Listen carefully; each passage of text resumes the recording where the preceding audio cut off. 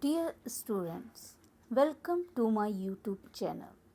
In this video, I will explain chapter number 1, Tracing Changes Passes Through 1,000 Years between 700 to 1750 CE. But before going to start explanation of this chapter, I would like to ask one question from all of you. Why should we learn history? Often students consider history is a boring subject, and we also never draw our focus on its importance of learning.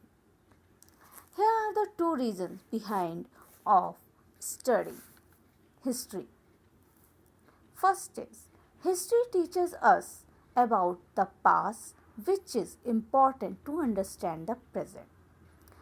It also helps us learn from the past experiences and mold our future in a better way. Indian history can be divided into three categories. Asian Indian history that we had learned in class 6th. Medieval Indian history that we will learn in this class. And modern period of Indian history will be taught in class 8. Now, the time period of Indian history according to the chronology is here. In this slide, all of you can easily observe the three Indian history time period. Now, check this list.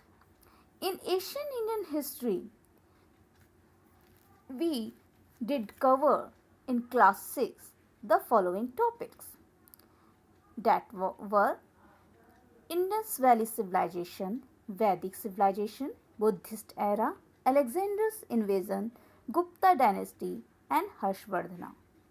In this class, in medieval Indian history, we will cover the following topics: the Pallas, the Senas, the Pratiharas, the Rashtrakutas, the Chola Empire of South, Tamil invasion, Bhakti movement, Mughal Empire.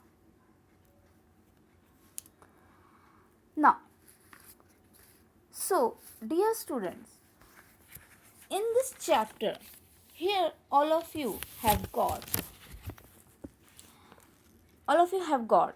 two maps, map 1 and map 2. So in this map 1 and map 2, map 1 was designed by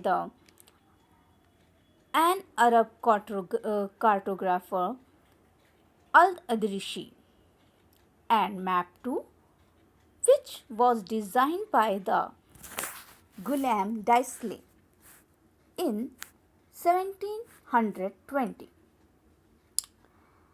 Now, let's do the comparison between these two maps.